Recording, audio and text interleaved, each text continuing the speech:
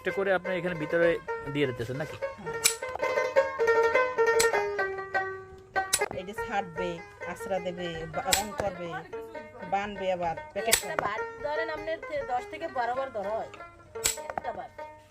প্রথম আইবে আঁশ আর গুঁড়ো।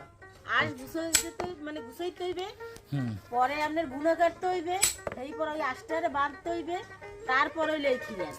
এই ব্রাশটা পরে একবার ধরা হয়, দরকার তো হয় একটু মনে।